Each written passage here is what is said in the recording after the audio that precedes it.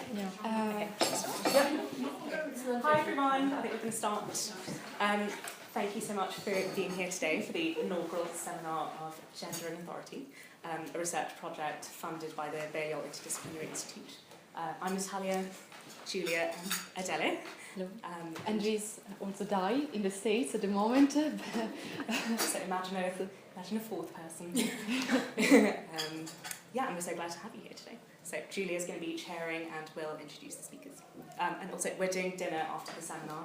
Would love many of you to join us if you'd like. Allow us to continue the discussion in a more informal atmosphere. I'd like to apologise for the fact that you'll have small screens today, but hopefully we'll foster a more intimate, collaborative atmosphere among us as we share computer screens.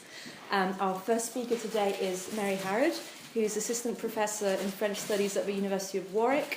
Her research focuses on French and transnational film and media with an emphasis on popular modes and gender. She is the co-editor of the Co-editor, yes, of The Europeanness of European Cinema, Identity, Meaning, Globalization, and she is the author of From France with Love, Gender and Identity in French Romantic Comedy. Welcome, Mary. Thank you, Julia, and all the organisers. I'm delighted to be here. I was here as an undergraduate more than a decade ago now, and there wasn't an awful lot of activity going on in film studies then, and not that much in women's studies either, so I'm particularly pleased to be part of this event now. I'm going to talk to you today about a new project which I'm right at the beginning of researching, so please bear with me. If you have detailed questions and I say, that's a really good question, and hoping to get some feedback from you as well. It's about women making genre films in France and Hollywood, but I'm going to be focusing on French examples today. So what I'm going to do is lay out the background to the project, take you through some of its conceptual underpinnings with some examples to follow. And I wanted to emphasise right from the start that this is a project that's intended to be as much an intervention into genre studies and understanding how genre films address the spectator as it is in nuancing that for women authors in ideological terms. So I'm trying to say something about sociopolitics and also aesthetics, and in particular how strategies of textual engagement, so the kind of experience delivered by genre films, how that can't be considered separately from specific contextual ideological issues. And this is the issue referenced almost a decade ago now by Matt Hills in this quote here. And I think things haven't moved on all that much. So that's something about this sort of theoretical questions I'm posing. Hopefully you can all see. But to take a step back and lay out some of the socio-historical impetus as well for the project first. Really, this comes from the fact that there are more women making genre films recently, in maybe the last 10, 15 years or so, in the more developed film industries of the Western world specifically, Hollywood and France being the two most, the leading ones in this context. So, in Hollywood, maybe you know that women's filmmaking has actually gone down. It's around 5% now. It was about 10% a while ago, depressingly. But there are quite a few women, nonetheless, making prominent and fairly successful genre films. And here are a few examples of this is en passant, as it's not really the focus today, but maybe of interest to some of you. And you'll notice that some of those films are what you might think of as more feminine genres, perhaps rom-coms, period dramas. But there are also lots that are not in that category, particularly fantasy, sci-fi, horror, and so forth. In France, the situation is equally remarkable in the sense that there are actually proportionally more women directors. It's about 20% there, so quite a lot higher. It must be said, though, that a lot of those are more in the auteur category or canon. But nonetheless, of late, there have been an increasing number of genre films made by women that have been culturally prominent and sometimes done well at the box office as well. So here are some of those. Somebody will shout if the slide goes wrong. It just jumps forward too. It's slightly strange not being able to see them. I've got some printouts here.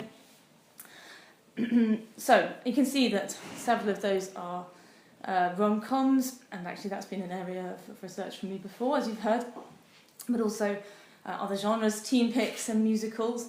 That's quite striking because all three of those genres are not indigenous French film genres. They don't really have a history in French cinema dating back very far. They're more seen as classically Hollywood films. Rom-coms really began in the late 90s in France, and rom-com as we know it has exploded as a genre since 2000.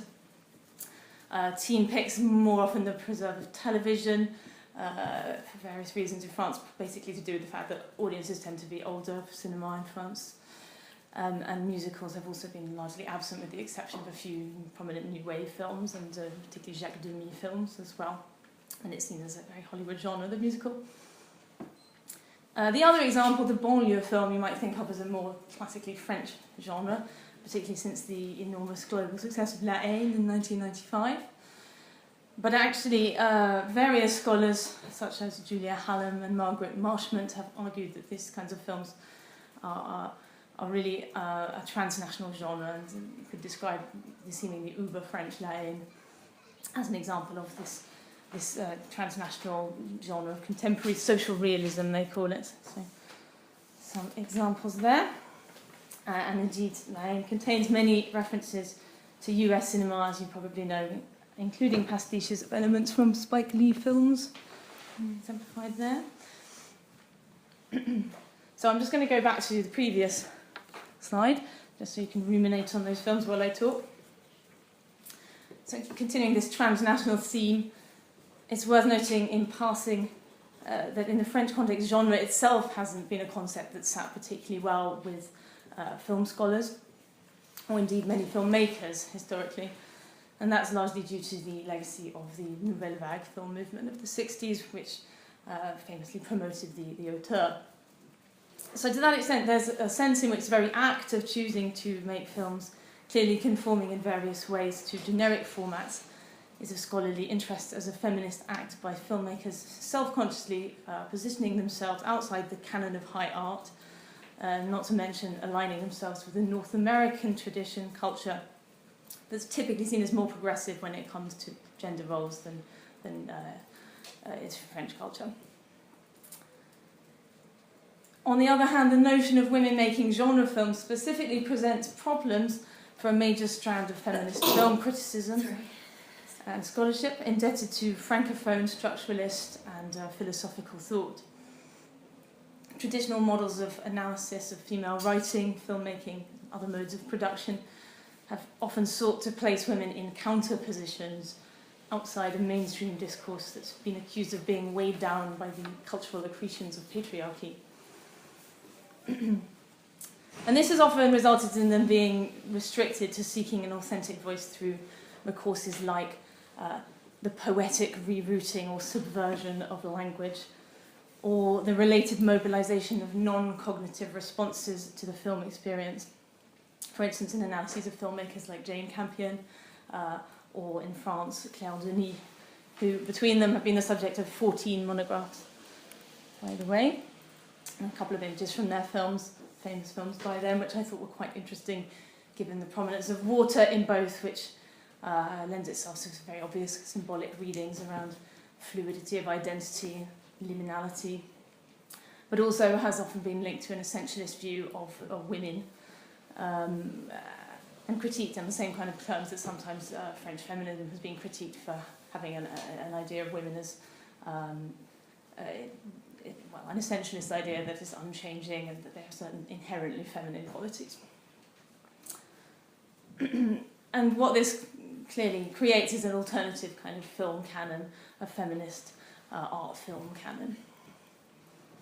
Popular genre films by women, by contrast, are totally sidelined from academic inquiry. Popular films generally get short shrift, but even more so when it comes to women's films because of these biases I've been outlining. And this model seeking to associate women with interiority, with the ineffable, and with embodied experience, including sentiment, provides a point of departure for a recent study that's been very useful for me, which makes a counter-argument and that is Roberta Garrett's 2007 book, Postmodern Chick Flicks, The Return of the Women's Film. So she's talking about films like these ones. I hope you can see them. Bridget Jones, You've Got Mail, Down with Love, but also Orlando. She claims that postmodernity in films like these has allowed, as it were, highly feminine narratives that were frowned upon under second wave feminism, so things like romances and melodramas, to flourish since the early to mid-90s again. And her central argument, which I find quite persuasive, is that, as she puts it, new female-oriented cycles have increasingly incorporated self-consciousness and framing devices associated with postmodernist aesthetics, and often used precisely to ameliorate the sentimentalism and feminine naivety associated with older female-identified forms, and so make them more palatable for female viewers. However, her work's only looking at the US, and also the issue of female authorship per se doesn't enter into her conceptualization of chick flicks, although quite a few of the films she's looking at are directed by women. And actually what's striking to me about genre films made by women, including in France, is really the generic over-determinacy of the worlds they construct. These worlds contain myriad allusions to pre-existing texts. Sometimes these are quite specific. Such examples conform to what Garrett calls postmodern metagenericity, or the playful, self-reflexive mixing of well-known cinematic formulas. So let me give you some examples from my corpus. I'm just going to go straight to that. So the first film there, Décalage horaire, Jet Lag in English, was a film that heavily pastiched Pretty Woman. It was one of the first French rom-coms, actually. And you can see from the opening voiceover, which I've reproduced there. I don't know if I should... How many people speak French here? So most people's okay. So there's this opening voiceover by the main character who talks about the fact that she wasn't allowed to see American films when she was a girl. Mon père disait que c'était débile et ma mère disait que ça donnait une idée fausse de la vie. Bon d'accord, les pauvres deviennent riches, les riches ont la vie dure. Les sans-papiers trouvent des papiers, les guerres s'arrêtent, les morts reviennent même quelquefois, et les putes épousent des millionnaires. D'accord. Ah, si tout ça pouvait être vrai. So, she's immediately talking about films where whores marry millionaires. The film as a whole recalls Pretty Woman by having a neurotic, uptight businessman, played by Jean Reno, couple with a kind of sort of more abandoned and frank-talking female character. In this case, she's not a prostitute, she's a beautician, but there's a joke at one point when she says, pour mon travail, il faut être deux, and he says, ah, and it's obvious that he thinks she is a prostitute, and so a number of quite clear references to the other film, and actually also this moment where she takes off her makeup and looks much better, removing the wig moment in Pretty Woman. So, it's very explicit referentiality there. As for the other film, LOL, from 2008, this is more of a teen pick, as I've said, and I wanted to show a short clip of the opening to suggest to you again quite how overtly referential it is. In this case, slightly more diffuse referentiality towards American audiovisual models. So can we play the clip? If it's not loud enough, I'll basically repeat what it says afterwards anyway. As I say, it's not very long. Again, we have voiceover, and just to give you a flavour of the film, really.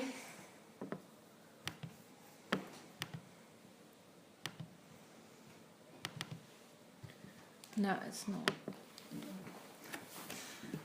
I'm sorry, this It's went fine, on I'll a Mac. Sorry about that. Does it work on the PC? It's fine, I've just described it because it's really short anyway. So it's the beginning of the film, and we have the return to school, the start of the new year. Three main characters arrive, three girls, and one of them has the voiceover, and she says, chaque rentrée c'est la même chose.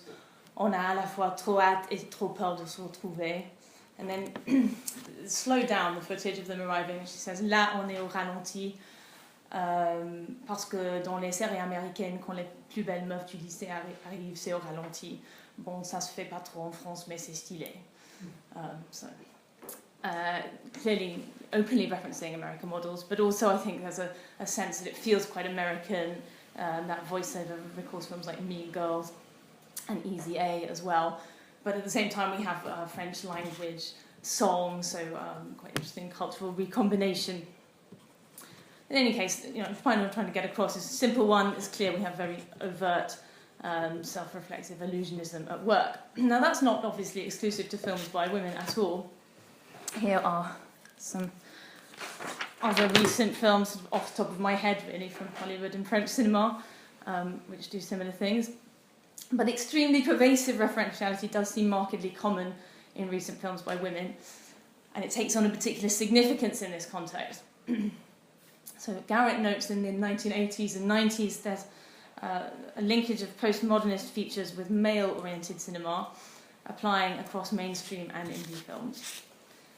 An obvious example in France might be the Cinéma du Look films of the 1980s, often seen as the epitome of postmodernism, well, specifically by Frederick Jameson in a famous piece, all directed by men, often mobilising superficially masculinist genre tropes. And in fact, initial discussions of the relationship between postmodernist filmmaking and feminism focused on the form's apparent desire to exclude or offend women. 37 degrés 2 le matin, Betty Blue in English, is very famous for the kind of seen as misogynist film that you might be familiar with. Even more recent accounts that pay attention to the articulation of gender reveal an underlying assumption of the links between postmodernism and male-oriented, often violent films. So just a few examples of these kinds of articles.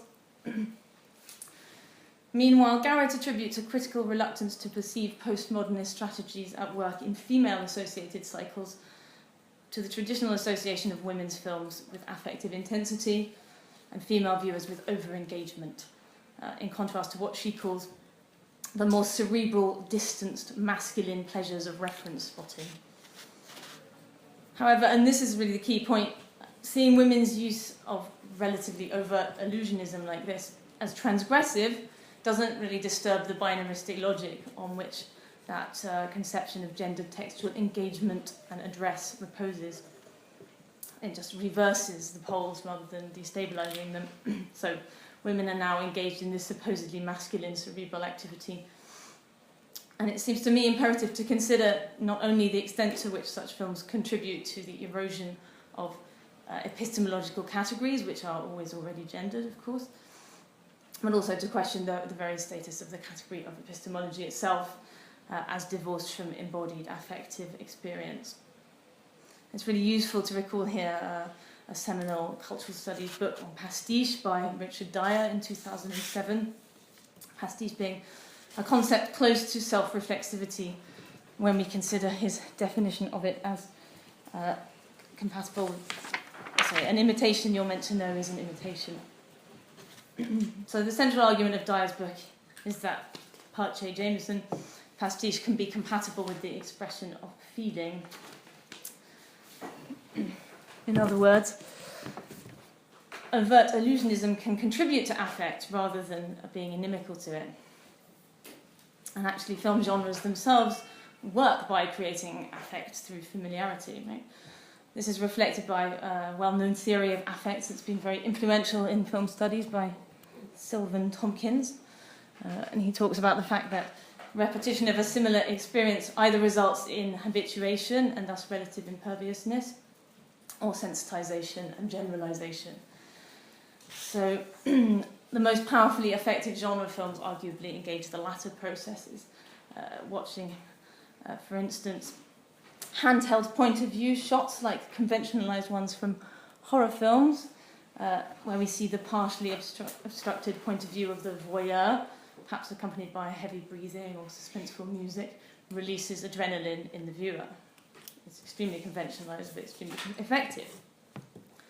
Genre films recall a generalized story arc and evoke the pleasures, or otherwise, of what we might call a feeling shape associated with it. So to return to those earlier examples of Décalage horaire and LOL, Here too, there is more than simply cerebral self-reflexivity at work in the generic address. For instance, Décalage horaire, after that voiceover, we have a very classic rom-com opening of parallel editing, cross-cutting between two locales, showing the two main characters and highlighting some comical differences between them. Immediately there's an expectation of what's going to happen set up, including narrative catharsis through romance. So that allows us to relax to an extent as viewers, and that's part of the pleasure of watching films like that. As for LOL, I think the key affect is nostalgia. It's really a key affect for teen pics generally. But in this film specifically, the music, which we didn't hear, but for anyone who's seen this much earlier film from the 80s, La Boum, it's the music from that film. This was a very popular film in France, starring the same actress, Sophie Marceau, who plays the mother in LOL, as well in the voiceover that I quoted. Generational repetitiousness is really underlined. Chaque rentrée, c'est la même chose. So this, I think, is allowing nostalgic pleasures for the older generation, and this film did very well because it had this dual address at the teenagers and their parents. And importantly, what's being addressed here by the films are cognitive processes in the spectator, remembering that cognition encompasses all processes relating to knowledge, attention and memory. And this is actually where some aspects of Tompkins' theories are now being questioned by neuroscientifically informed studies like these ones. So scholars like Lees and Blackman are putting into doubt the paradigm which has seen affect as somehow separate from cognition.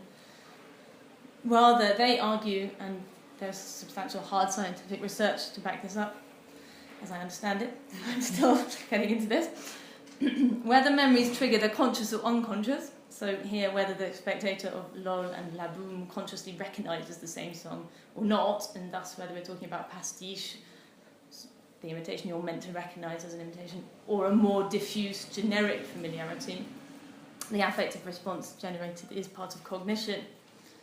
So reference spotting on the one hand, and the responses that Garrett and others have tried to oppose to this, what she calls the over-engaged and intensely affective, naive viewing experience, are not separable in this way. Knowing a film is being referential doesn't make it less affecting, and I think we all know this intuitively when we've been annoyed to find ourselves crying at some sappy soap opera or whatever. So I'm just going to take the last example to illustrate this inseparability of these notionally cerebral versus more bodily types of address, and come back to why that's significant for films by women. The film in question is Regarde-moi, which probably nobody has seen, I would imagine, by Audrey Estrugo from 2007. But has anyone who's seen La Haine? A few. You'll see why I mention this in a minute. This film is, for the first half, as a volume film, a very highly overdetermined post-La Haine French suburban narrative. Some of the details are familiar because they're generic, so things like episodic plotlessness, typical in these films where characters' trajectories tend to be loosely structured around random individual events, which are usually instances of racial or other kinds of conflict ending in brutality. We have also the sidelining of female characters, classic for the genre, the use of slang, a familiar iconography, tropes and themes of the on-screen banlieue as a whole. Here are some images of this film and some other banlieue films. So the top left two are from Regarde-moi, and this one and this one are from La Haine, and then these two are some other banlieue films that are less well known outside France. So hopefully you can see some of the similarities: enclosed spaces, geometric lines connoting themes of entrapment, but also dreams of escape in the middle images. Other details, though, more specifically reference La Haine. Things like a single day time frame, disjointed narrative structure, intertitles. There's even an Eastern European Jewish main character and another protagonist who's a self-motivated black sports talent, just like Vins and Hubert in La Haine. And we have some scenes of male posturing, which quote very, very directly the earlier film. So this is La Haine, the black and white ones, and the others are from Regard Moi. A few other details too, ticking clock, and at one point, as if all this wasn't enough, one character actually says to another, "Tu crois que j'ai pas la haine?" So far, so familiar. But halfway through, there's a really unexpected volte-face, and we go back to see the same action again from the point of view of the female characters, and to considerably affecting ends. This is really a melodramatic film, so in some ways more intense as an experience than some of the other films I've been talking about. The main plot deals with, for the girl-oriented section, deals with the fact that the ethnic minority women on the Cité bitterly resent the white women because they're more attractive to the men, or perceived to be.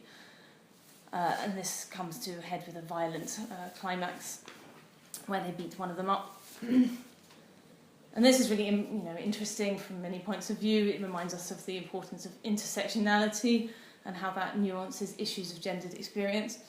We need to consider the specificity not just of girls' experiences of marginalisation by culture, but also, and perhaps particularly, those of girls who are working class and or ethnic minorities.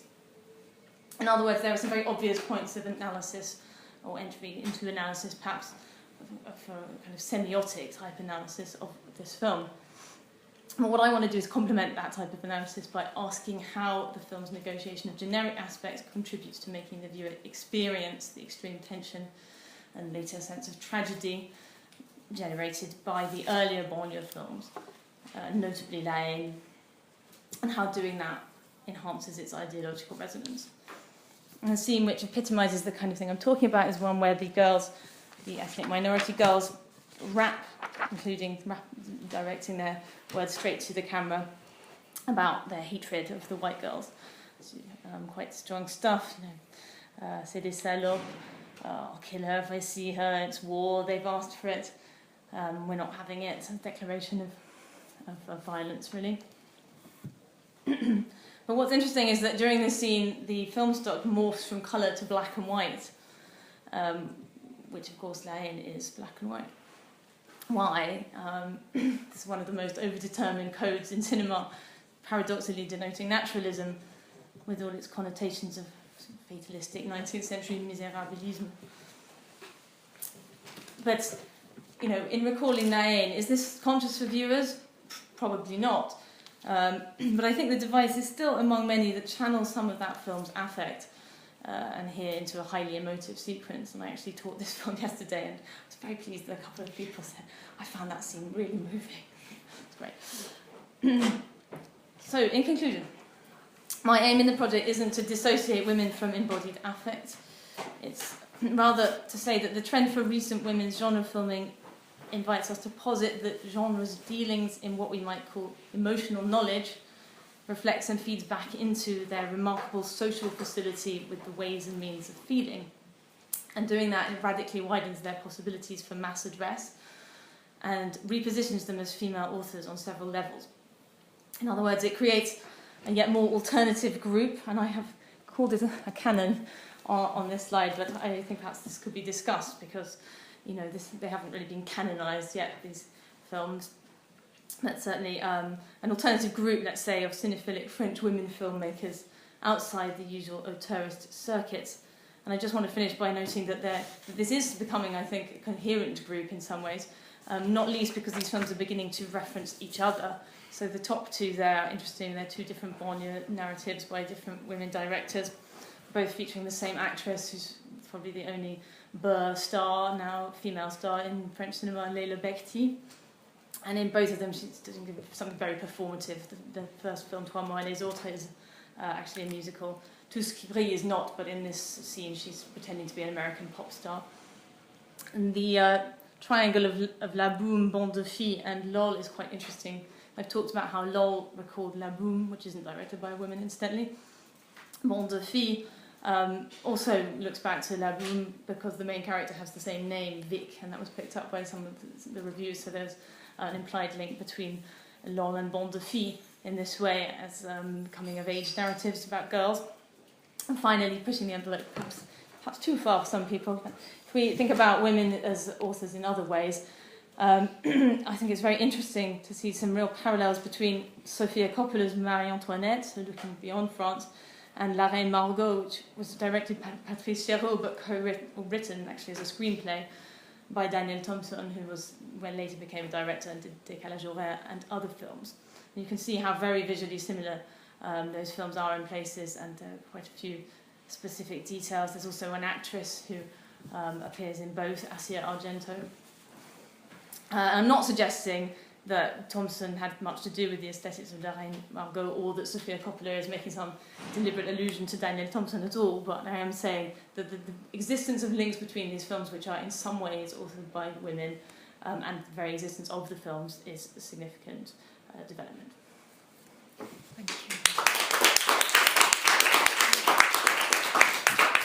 We are going to take a couple of questions from Mary and then move on to Susan, and then we'll later have a discussion which connects their papers. Just while people mull things over, I just wanted to ask you, it is a thing that always happens with women authors, how they always have to negotiate their relationship to a male-dominated canon and male authors, and then it was really interesting at the end to see this counter-canon and women referencing each other. And out of curiosity, I was wondering, does it happen the other way around? Are male auteurs referencing women in various ways, whether they're writers or filmmakers or any female cultural figures? Is it happening that way around too? I'm sure it is, but it may not be quite so deliberate. I mean, just the sheer fact there are women making more prominent narratives. I mean, for instance, with rom-coms, a lot of the first ones were made by women, and then they were quite commercially successful, so men followed suit. And you get this kind of intertextual echoing gallery where they all begin to reference each other. So yes, of course. I mean, certainly if you're thinking transnationally, and including writing, it's like When Harry Met Sally by Nora Ephron, written by Nora Ephron, is constantly referenced by other rom-coms. There's a film called Ma vie n'est pas une comédie romantique, which is kind of a parody of that film by a man. So I haven't really thought about it, so much about this kind of recent group of films, but I guess it is happening more without it being, sort of making a statement to choose to reference female author films. I mean, at the end of the day, if the films are really prominent, it's sort of imposing a reading to talk so much about who made them, I think, because I'm not considering authorship in that way as the creative genius, but almost as a kind of brand, which is significant for how texts circulate in culture. But it's something that, consumers can take up or not. They might be interested in other features of the text as well as the author. And so yes, it's genre. So inevitably they're going to be in dialogue with all sorts of other texts afterwards. Yeah. Any other questions? Yes. This is not on the films that you're showing. Unfortunately, I haven't seen many of them, so it made it difficult for me to follow.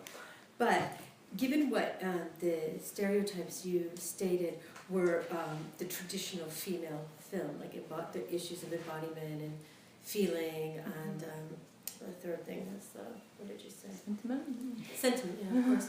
So I was thinking, though, I was curious about what you might have thought of this movie, which, I'll speak as a consumer, I found just disgusting. And it was a film called Blue. I was just curious. He's a male director, obviously, but have you seen this film? No, not Blue is the warmest colour. No. Yes. That. Yeah, that's the film, and it's clearly made by men, and clearly, we learned a little bit about his directing style, etc.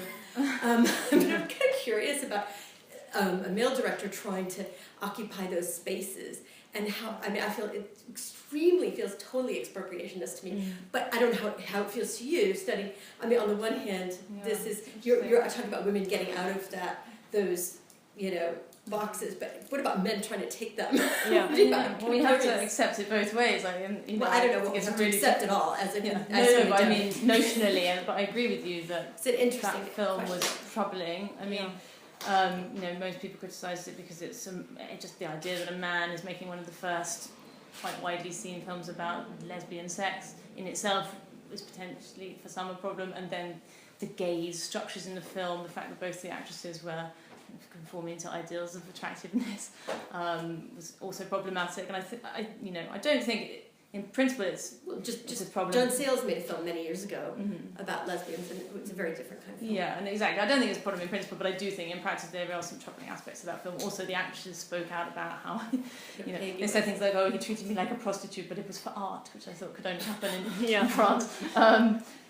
But it's a tricky one because Kashish, who directed it, is also known for being a marginal director because he's a Burr, and he's made kind of before that kind of Burr cinema films that are seemingly very worthy, like La Caine et le Mulet, Couscous, some of you might know. And obviously in the past there have been allegiances between different marginalised groups, queers, feminism, whatever it might be. So I don't think you can answer that question in a general way, but I did think that film was troubling. One more question? I don't know who was first. I just wanted to maybe allow you to elaborate a little bit further about what makes what you're saying distinctly French or distinctly about women in kind of comparison to like kind of the prestige like Todd Haynes is doing. Far From Heaven is all about looking at effect and what effect means, and prestige and kind of prestige of a satire is kind of this doubling effect anyway. And if you don't want to place too much reliance on kind of authorship and how important it is, then what makes this kind of distinct from that? So you mean, are you asking me whether there are other people doing something exactly the same, and therefore, why is it important if it's women doing it? Is that kind of? Yeah, okay. I think that's absolutely true. Richard Dyer writes a lot about that film, Far From Heaven, in his book Pastiche, as you may know, very interestingly. Of course, Todd Haynes is also a gay director associated with new queer cinema as well, which mentioning those kinds of allegiances. But that's perhaps neither here nor there in this particular question, except to say that I suppose marginalised groups have often been associated with affects of suffering, which is a lot what that film is about, channeling the suffering of the 1950s housewife through the 1990s, somehow shared structures of feeling. But yes, I'm not suggesting there is a difference, that there's a black and white difference. I'm simply saying that there's an overemphasis in scholarship on women doing one thing, and actually there's a trend. There are a lot of films recently where women are doing something quite different, and it's not only women doing it, but I think we just need to kind of rebalance scholarship to an extent. Yes. I think this question is related to the two previous ones. So while I was listening to, I was thinking of the example, which is not a film, but of Jessica Jones, which is exec produced and created by a woman who, prior to that, wrote 2 of the Twilight films. Okay. And then prior to that, cut her teeth writing episodes for Dexter. It's like a hyper-masculinist, violent genre show, followed by Twilight, which is Twilight. And then takes, from what I understand, takes the literal and political capital from those successes and puts it into creating a show with overt feminist themes within the superhero genre. But she doesn't actually direct any of the episodes, and I think she only wrote 1 or 2 of them out of the 13. So since you referenced La Reine Margot at the end, I was wondering do you intend to look at the influence of women working in positions of artistic power outside of the position of director? Are you specifically... It's a really good question that I've put to myself.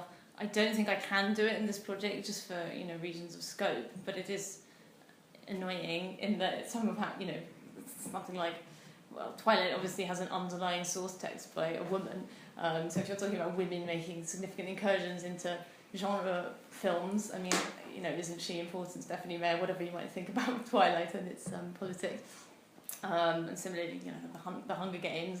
But because I'm really focused on aesthetics rather than narrative, I am going to limit it to directors. But I think there's a lot of interesting work to be done looking at those other connections as well, and maybe I'll try and do some of it in some other articles or something, but for this book I'm looking at filmmakers specifically, and by directors. And also it's just incredibly difficult to unpick, who does what. So as I say, I'm partly considering the author as a brand and a label, and unfortunately a lot of those other creative practitioners slightly less so writers, but the other people are invisible in cultural discourse, which is partly what I'm interested in, the idea that women are gaining visibility in these channels of discourse as well, you see. We're going to stop it here, but we will return to Mary's presentation in our discussion at the end. Susan, please like.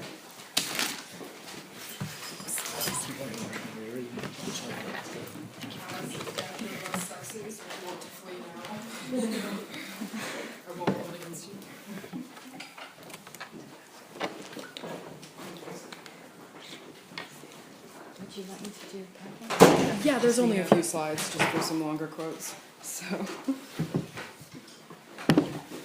Okay, so our next speaker is Susan Garrett of the University of St Andrews, who is doing a PhD on the literature of women factory workers, both in Britain and in the US. So, looking at Fanny Forrester, who she'll be presenting today, but also the American weaver Lucy Larcom and the Scottish jute worker Ellen Johnston. Welcome, Susan. Thank you.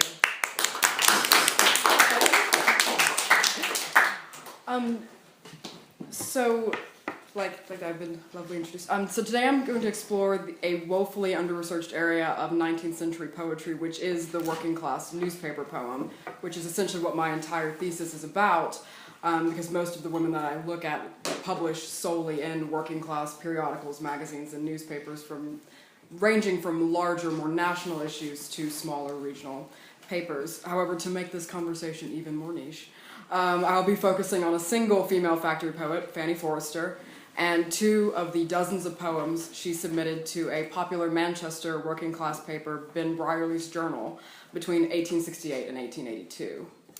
As I will illustrate, Forrester confronts the androcentricity of working class pastoral poetry during the mid-Victorian period by overtly scripting the experiences of urban female laborers into this genre, an audience of Ben Brierly's Journal that was not explicitly catered to by the editor's mission to provide a publication that would promote literature that the, quote, humble Lancashire operative, end quote, would find instructive. So I hope to convey how Forrester's pastoral poetry uncovers underlying ideological anxieties about working class women's representation in mid-century working class poetry, and how Forrester simultaneously writes into and against restrictive typologies of working class femininity by imagining pastoral landscapes which are created for and altered by working class women's bodies and experiences. So, though the space of this paper affords me little time to do the subject justice, I hope that this cursory examination of Forrester's poetry will open up some conversations about definitions of conformity versus subversion, as well as periphery versus central authors and texts. So, sorry, my mouth is very dry, but I need a lot of biscuits. However, before I move on to an analysis of Forrester's poetry, because I'm assuming not all of you are deeply interested in working class women's poetry, I'd like to give some background information on Forrester, Ben Brierly's Journal, and the gender politics of mid-century working class poetry. So, born in 1852 to Michael and Ellen Forrester, Fanny was the eldest daughter in a family of 5 children residing in and around Manchester throughout her life. Her father was a stonemason and supported the family by taking a variety of building jobs in the greater Manchester area, while her mother was an employee in a textile factory and had immigrated from Ireland to England just a few years before Fanny's birth. Ellen most likely left Ireland from a combination of economic and political pressures. However, her strong pride in her Irish heritage continued to fuel her creative energies, resulting in a collection of Irish nationalist poetry that she co-authored with her eldest son Arthur in 1869, entitled Songs of the Rising Nation. And despite this constant factory labor, she even published her own nationalist and pastoral poetry collection called Simple Strains in 1863. So, though unmarked in the original edition, some critics, and by some I mean the 2 who have talked about Fanny Forrester, have claimed that Fanny contributed up to 6 poems to Songs of the Rising Nation, and that these were the first ever to appear in print for Fanny. So, however, with the death of her father in 1864, Fanny's available time to compose poetry shrank considerably, and she began to work full-time in a local mill to support her family. Soon after this, Forrester's mother was forced to retire from factory labor due to ill health and what they thought was consumption, and her older brother Arthur was in jail for his radical engagement with Irish nationalist movements in Dublin, Manchester, and Liverpool. Being the next oldest and physically able child, Fanny became the primary income provider for her family at the age of 13. She took up dye work in Salford, northwest of Manchester, a form of industrial employment that required no formal apprenticeship, which was convenient. And after the death of Ellen Forrester in 1883, Fanny shortly followed suit in 1889, most likely spurred on by a life spent in arduous factory labor and urban poverty. Cheery. So unfortunately, Forrester had one of the longer lifespans of the poets of my study. So that gives you an idea about not only the brief lives of these women, but the equally compressed periods of writing and publishing for many female factory poets. So to move to Forrester's publishing and literary context, her poetry first appeared in Ben Brierley's journal in March of 1870, and she quickly became a regular contributor until 1878. The journal, edited by Brierley himself, ran from 1869 to 1882, and reportedly printed over 13,000 issues during its printing years, garnering so much local popularity that Brierley increased its rate of publication from monthly to weekly issues. Brierley wanted his journal to reflect, quote, the simple lives and experiences of the humble people, end quote, of Lancashire, elevating the educational achievements and regional dialect of his working-class contributors and readers. Brierley's newspaper was one of hundreds of regional working-class papers that flourished during the middling decades of the century, and was built upon the ideology of self-improvement, narrated in Samuel Smiles' wildly successful text, Self-Help, from 1859, which advocated not for large-scale class upheaval, but for working-class education and individual contentment with society through hard work, peaceable public engagement, and extensive reading. With the collapse of the violent and highly politicized Chartist movement in 1848, Smiles's advice for working-class men to focus their energies on education and knowledge became the reigning order of the day for the working-class press, which had previously been the epicenter of radical working-class political news and literature. So, so that should be a... I think there's one other. Oh, there we go, okay.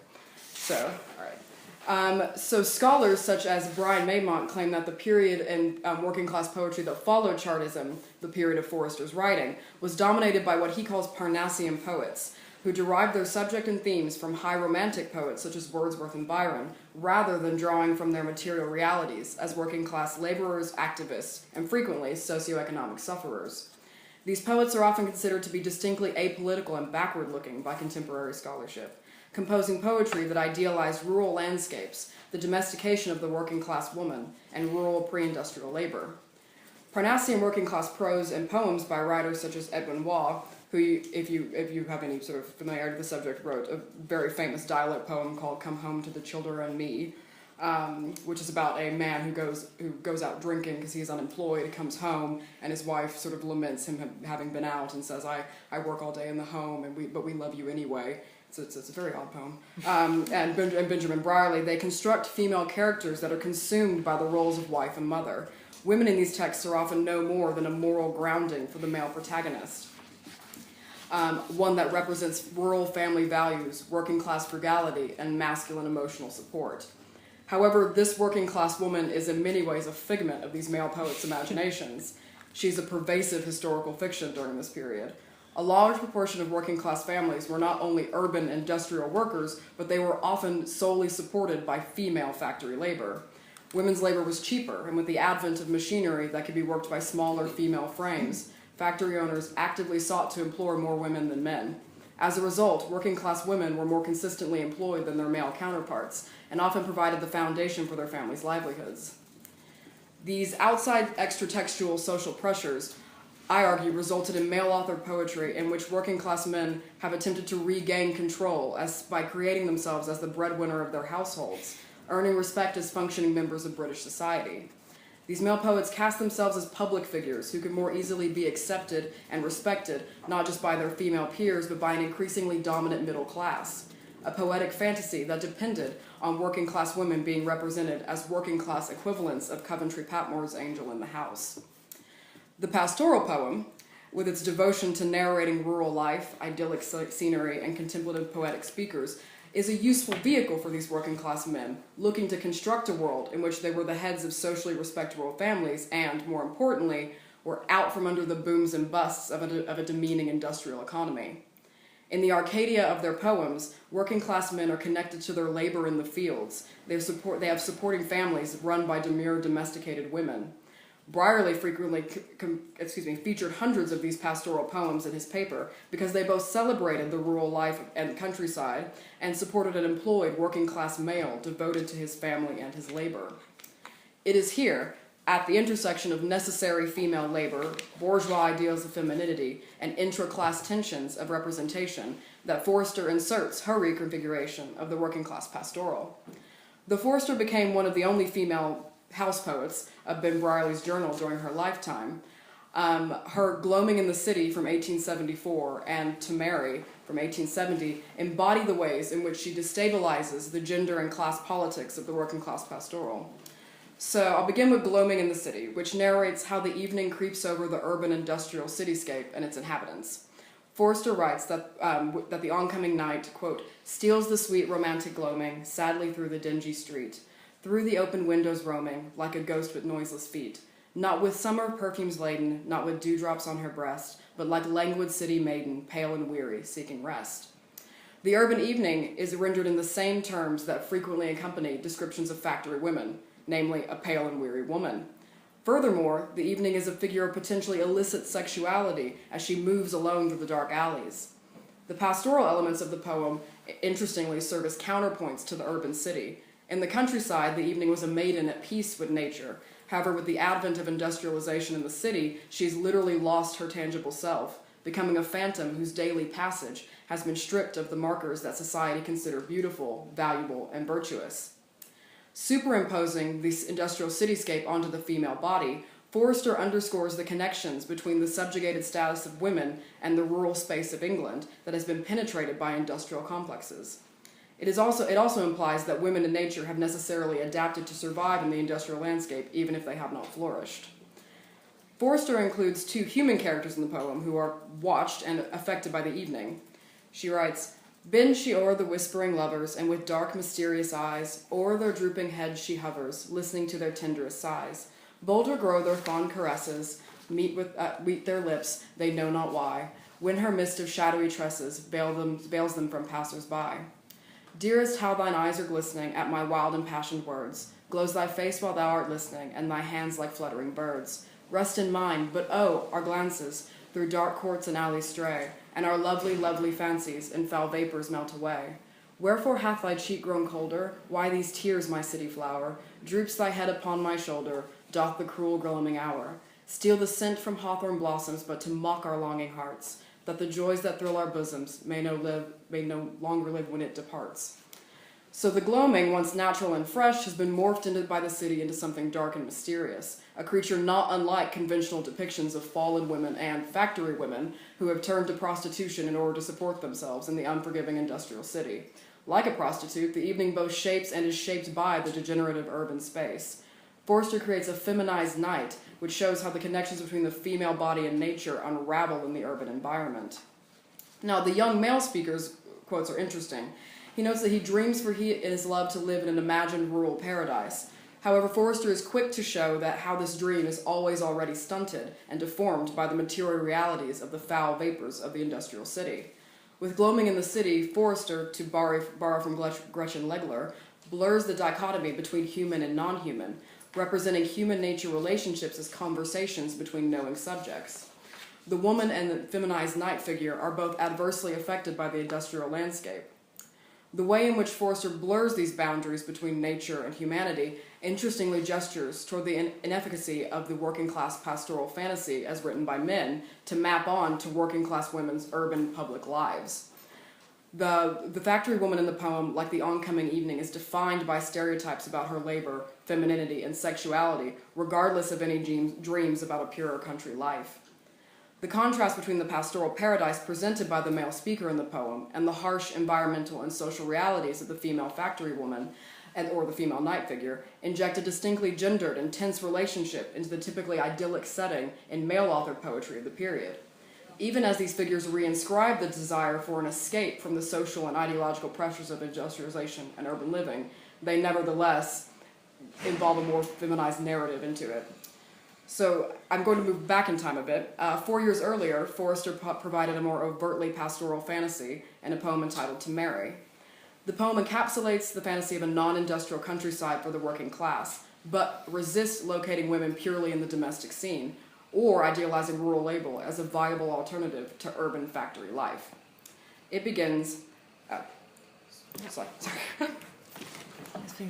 Oh, no, that's Fanny Forrester. She was included in a full-page biography, and I can talk a little bit about that after the paper if you guys are interested. Yeah. And then some next one. Yeah.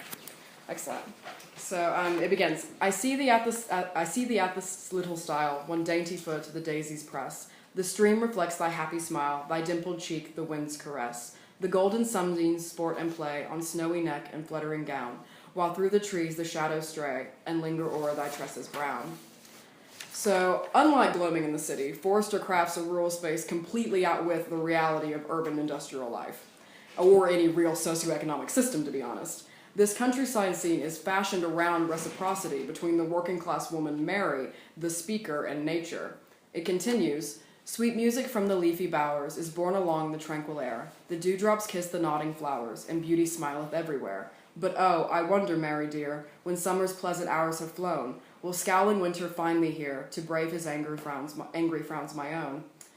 Will love's sweet light forever shine, my darling, in those winsome eyes? This little hand still rest in mine, through chilling winds and changing skies. Thy smiles would chase the winter's gloom, however dark, however drear. Ah, rosier seems the meadow's bloom, my gentle love, when thou art near. So there's a fundamental connectedness in this poem between Mary and the natural world around her, which goes beyond a, to quote Susan Griffin, sentimental notion of conventional idealization of rural spaces, and is instead defined by a, quote, meeting with nature, end quote, rather than a transcendence from it. Where nature is frequently more of a passive springboard for self-actualization in male-authored pastorals that I've discovered, Forster presents it as an active and inextricable form of Mary's subjectivity. Rather than render Mary into the artificiality of the world around her, Mary and nature are an extension of each other. The unhappiness brought on by winter is changed by Mary's presence, as she is affected by changes in nature and time. Forster acknowledges the inevitability of the progress of time and change in the environment and relationships, and importantly, the female body.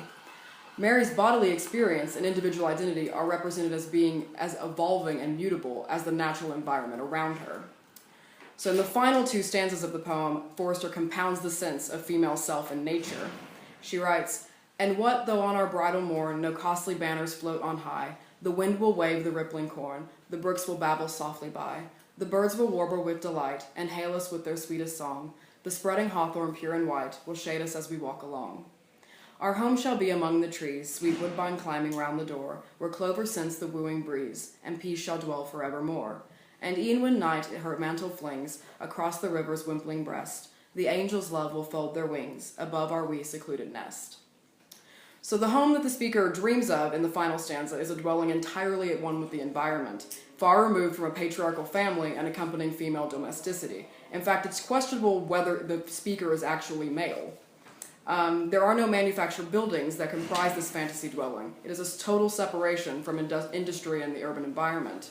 Nature is a dynamic force in how it shelters the couple. It climbs, scents, flings, and speaks, implying a consent between natural host and human guests. Like Mary, nature is not used but communed with in the poem, making Forster's version of the pastoral a space of negotiation outside of monetary value or restrictive gender identities. Of course, this destabilization of both the rural space and working-class femininity in To Marry and in Gloaming in the City is as much of a fantasy as the idyllic gender, one might say more conservative verses by working-class men of the period. In Gloaming in the City, the urban environment is the ultimate grim reality of the working-class woman in nature. It is repeatedly viewed through the oppressiveness of factory labor, environmental pollution, and male typologies of appropriate femininity. I mean, at their core, each poem is an imagined space of oneness with nature without society, gender, or class dictating behavior or constricting physical activity, which is a powerful narrative for the oppressed working-class woman. However, narrating the city is bad and the country is good, while it does appear to reiterate the ideologies of male-authored pastoral poetry, I argue that Forster's insistence on focusing on how female characters function and move within that space is significant.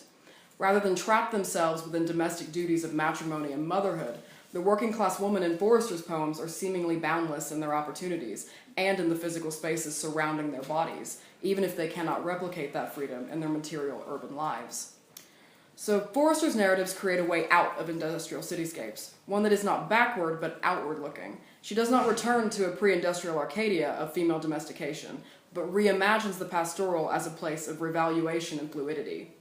To define Forrester's verses as conventional or futile is to deny the unique way in which her employment and the reconfiguration of the pastoral creates a poetic space in which contested gender and class identities are made valuable, even within the limited space of the working class newspaper poem.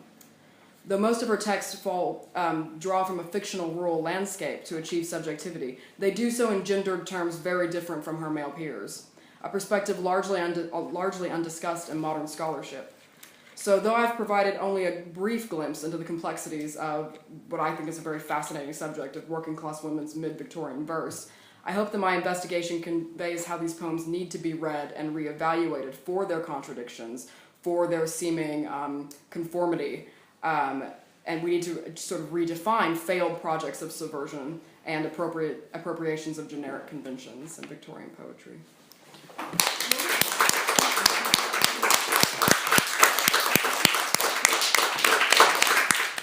Thank you so much, Susan. Thank you. We're going to start with a couple of questions for Susan, and then I'll ask Mary to come back. And We can look at Fanny while we're sitting Yes, here. perfect.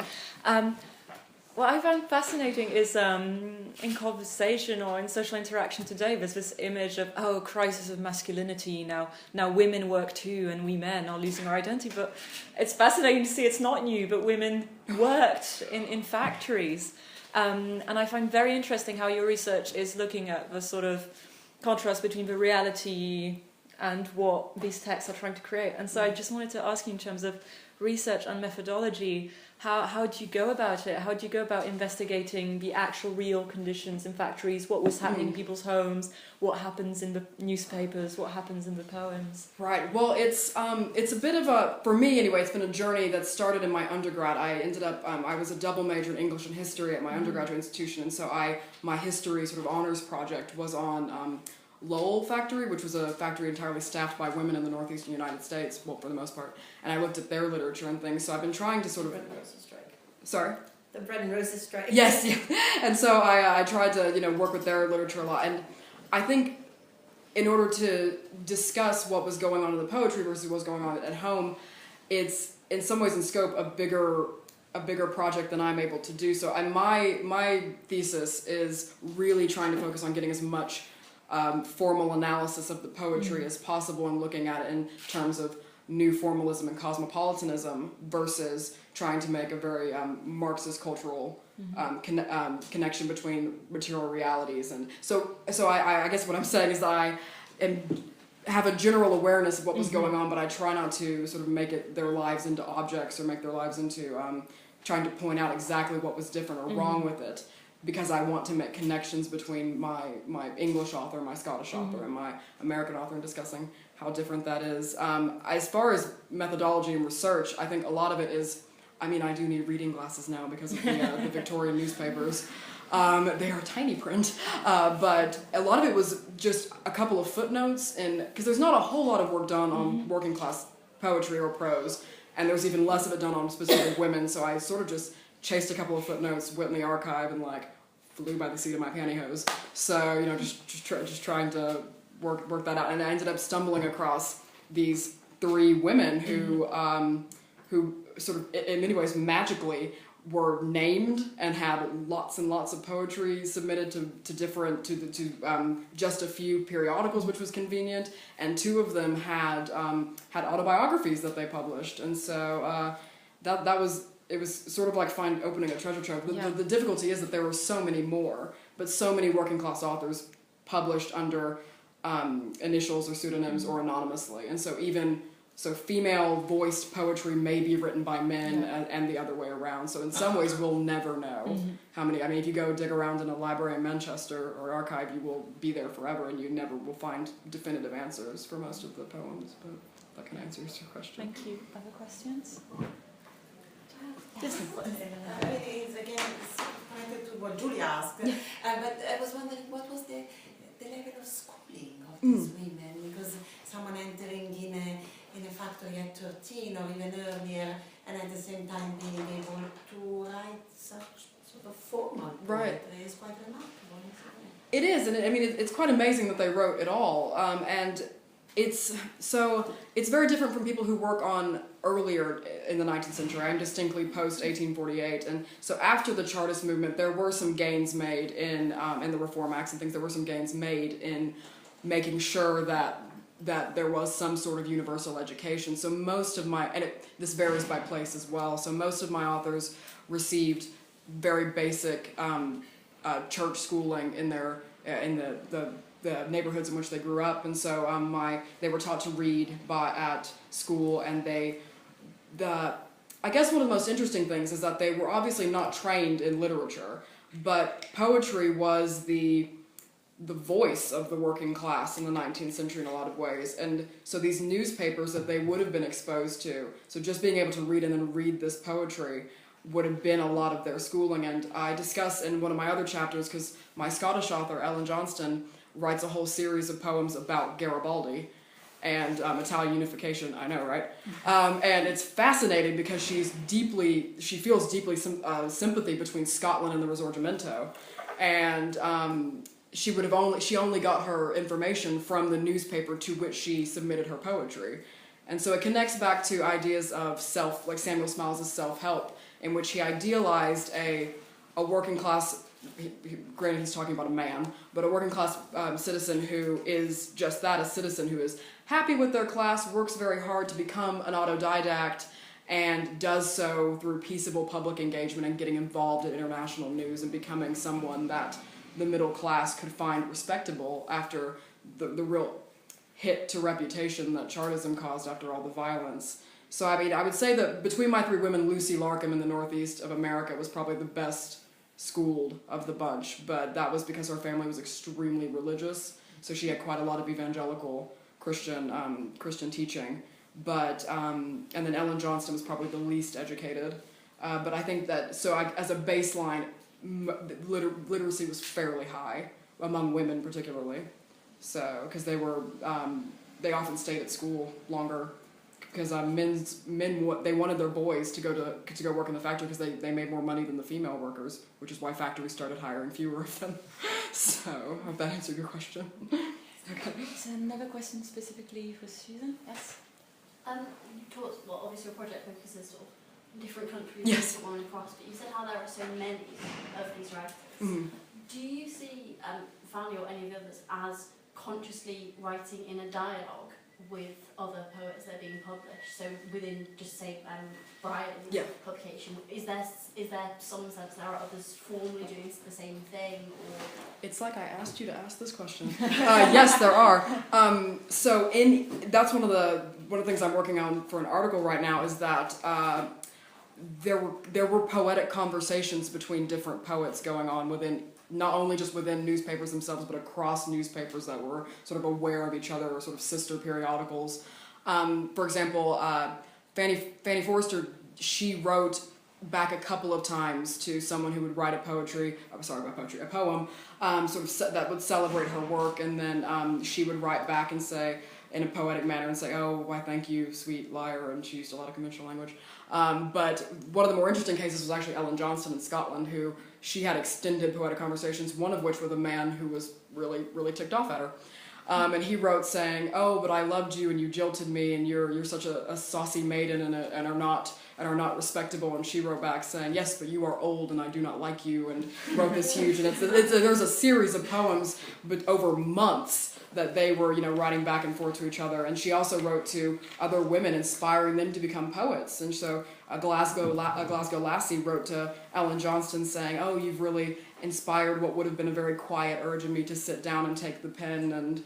And then so they sort of celebrate each other. And Ellen Johnston got married via her poetry to a poet in Stirling who sadly died on a voyage to Australia. None of these women had very successful lives in a lot of ways, but yeah, no, there were these really interesting conversations, and there's also editorial conversations going on, because if they didn't print your poem but you submitted it and they thought it was particularly terrible, the editor would print a few lines and make comments saying you should stick to working at a loom. Or no, I'm not kidding. And some of it is, if I got some of those comments back on my PhD, I would crawl into my duvet. Like, I'm just be done. So, and because they'll sign it, you know, JD, a pen maker, and he'll say, well, I hope your pens are better than your poetry, and things. So it's quite fun, but it is, and it's sort of shaping this larger. The rhetoric is shaping the larger discourse and canon of working class literature that's working in many ways but in many ways against sort of Tennyson and Barrett Browning and things. So if that answers your question. Yeah. Okay. I'd like to get Mary to come here and then we can draw more connections.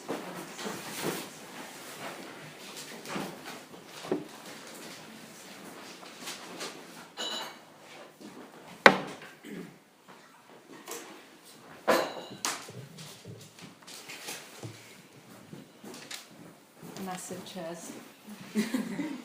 Very official. Yeah, no, exactly. Just to start this off, what really attracted me about the idea of having the two of you speak in the same seminar is how you're both looking at forms of expression which are popular, right, with genre films and these working class poems in these working class newspapers.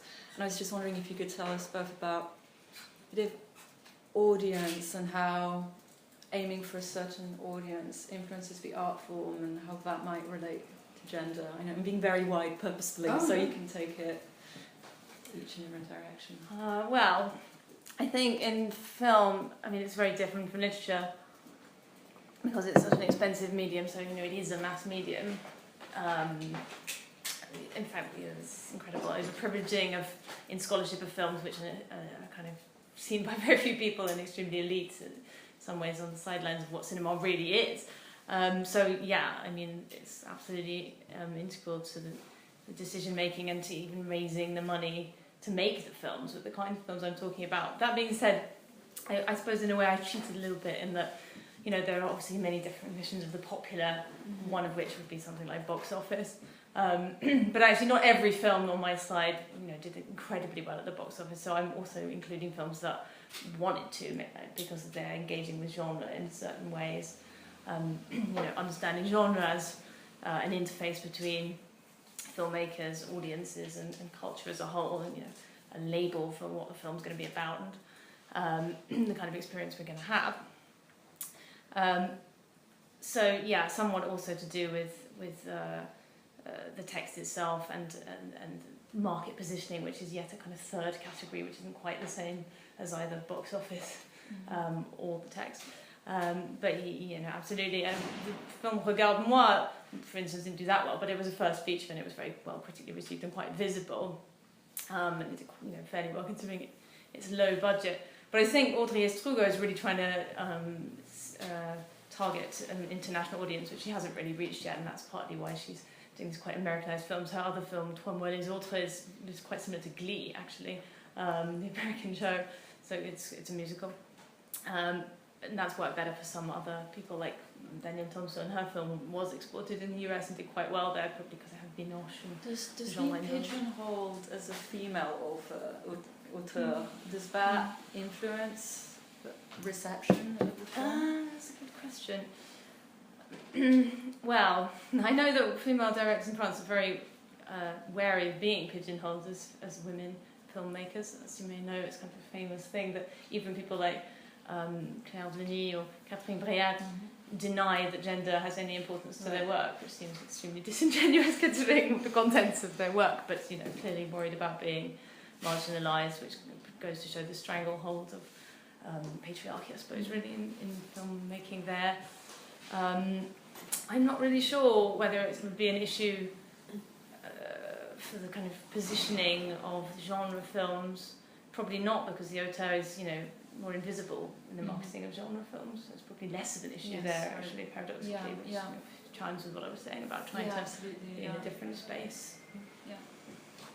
I would say that it's particularly in the 19th century with poetry, it was a bit of a reverse pigeonholing. Men were quite worried about the genre during the period. I mean, there was I know that in Kirsty Blair's new work, Victorian Poetry and the Culture of the Heart, she discusses this quite at length on how the heart being a rather feminine organ typically in a lot of poetry, and how that related to anxieties about poetry itself being a rather feminizing practice, and yet you have Tennyson and you have Robert Browning and you have these people writing, and so it's a sort of an anxiety of masculinity even at the dominant sort of hegemonic poetry. And in working class poetry it kind of works in the reverse, because during the early part of the century poetry was the vehicle for working class radicalism in a lot of ways.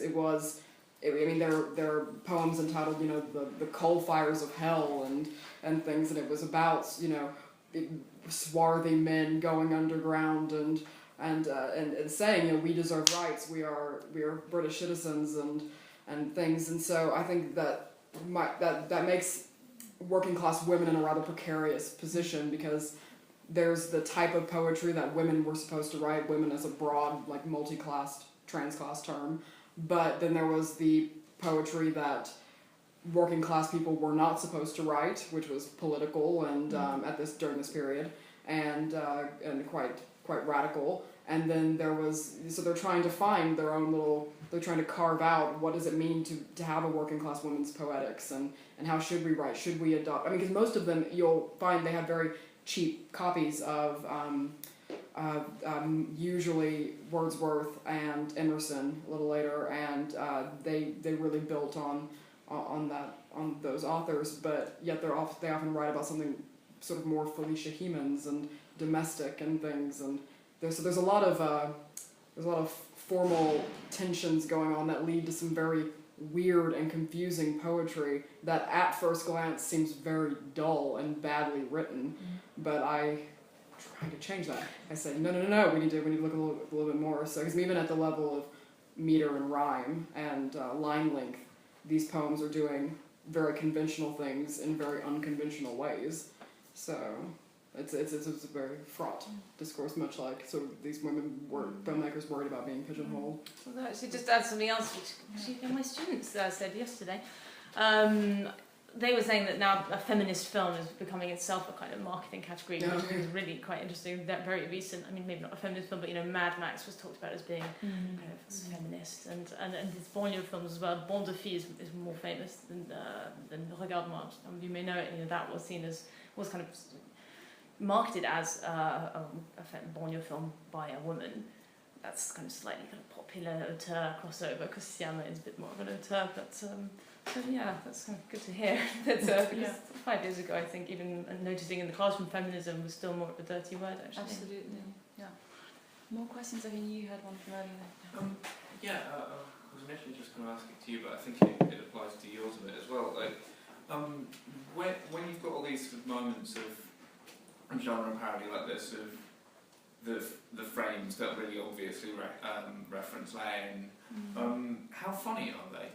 Because I was at another talk on it was more about like self-reflexive text rather than referring back to the genre.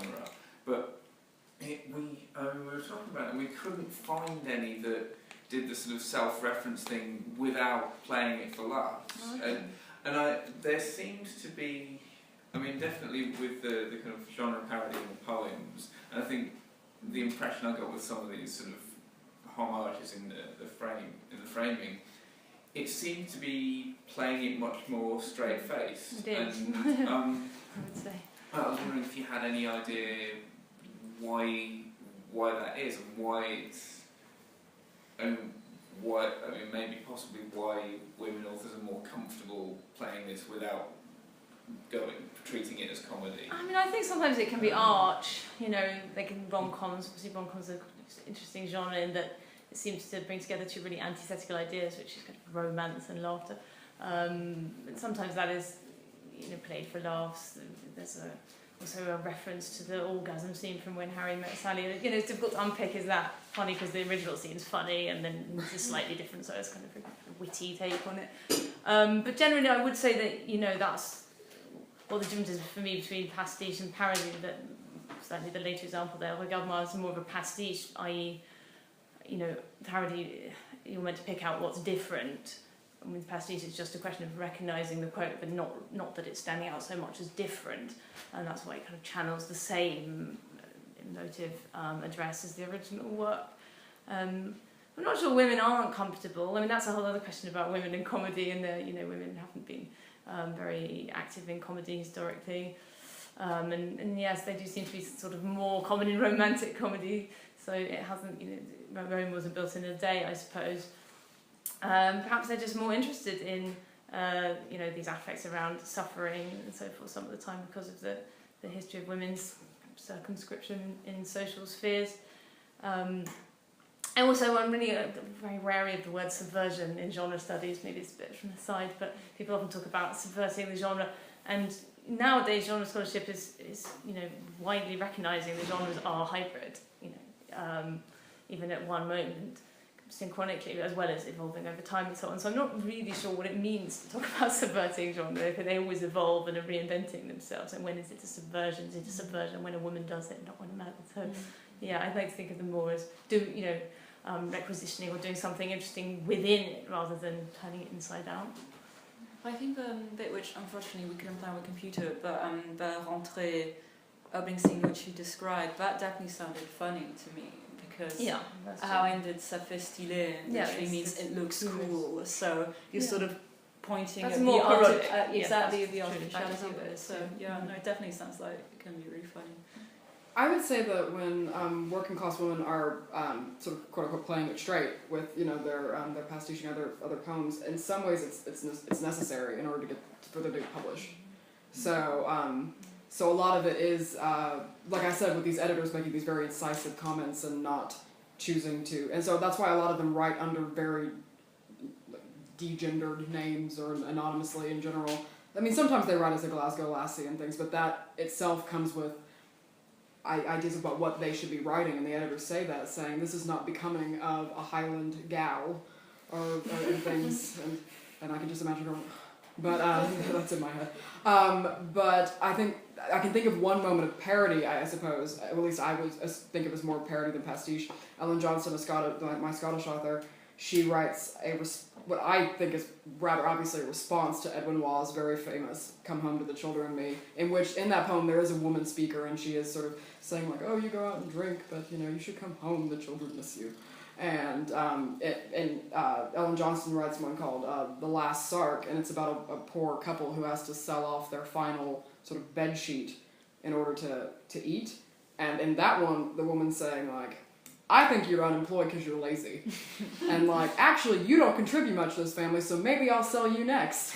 And, it's a bit saucier, and I think that's it, because Edwin Waugh was widely read by working class audience. He was reproduced in all sorts of working class newspapers and things, and so I think that in some ways she could play that only because she could get that published only because she had attained a level of sort of local popularity.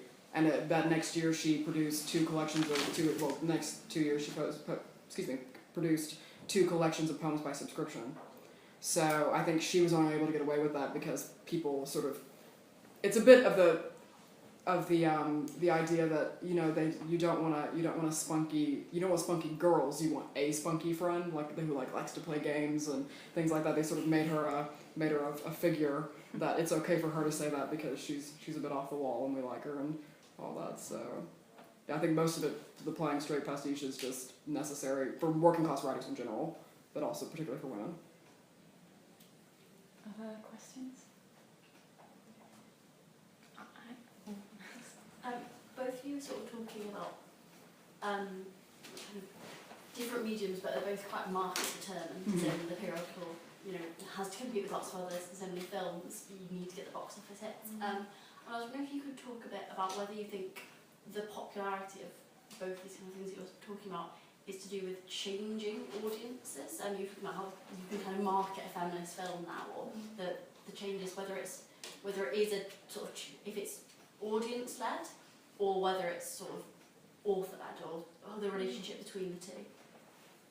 I would say for mine, it's mostly, I would say mostly editor and audience versus author, because I've seen a few of the rejected poems, and a lot of them to me seem very similar to what was published, but some of them are, because a lot you can actually trace what was being in the post-Chartist period just after 1848. You can see the shift in what kinds of poetry they were favoring, but people were still writing very impassioned, very political Chartist poems during that period. They just were no longer being published.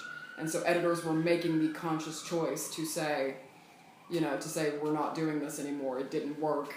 Lots of us are in jail, several people died, and we didn't get what we wanted in the end, so we're gonna try a different track.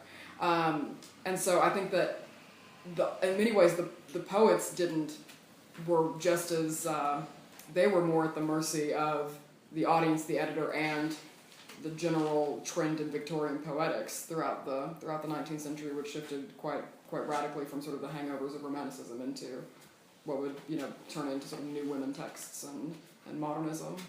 So, not to take any subjectivity away from my poets, but I think that dictated a lot of how and what they wrote. It's the same for me. Same thing that I say it's film. Just to get the funding, they have to be quite populist. But I think there's a bigger question there about should it be kind of Jean-Luc Godard and make esoteric films seen by a small handful of people that might be more politically performative for those people, or possibly the people who see them share those kinds of views a lot of the time already, or make a film that's got kind of mass appeal and therefore has to make some compromises, but obviously reaches a much bigger audience.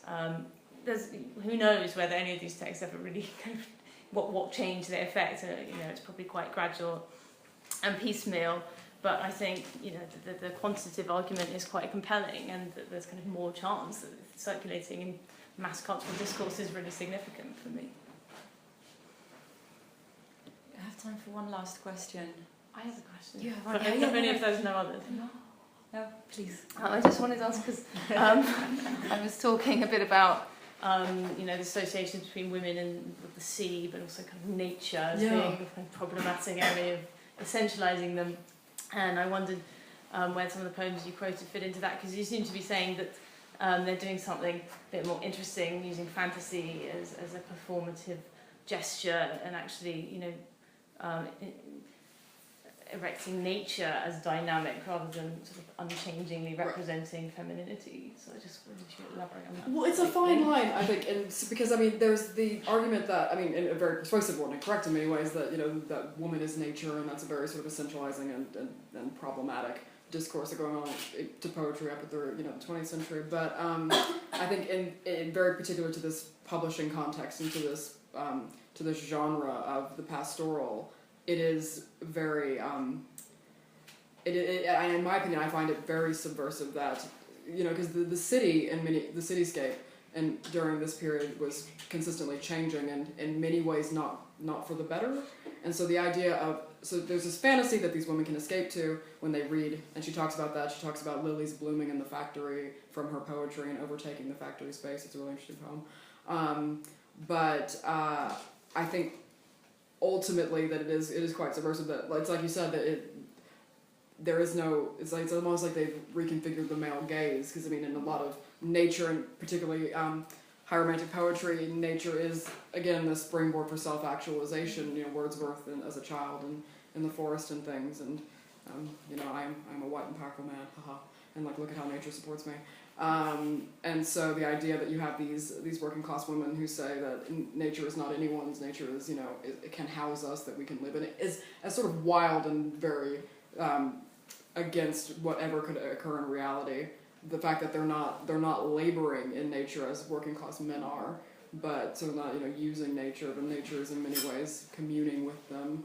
I found very in a bit sort of Siksu in some very odd stretchy ways of this communing with nature. And I'm thinking of particularly there's a section of White Ink in which he talks about that, which again is a problematic text in and of itself, but I hope that kind of answers your question. It's a very strange relationship between the urban working class woman and the nature, because as far as we know, Fanny Forrester never left the greater Manchester area. She probably never saw turnstiles and rivers and things other than the ones that ran through cities. So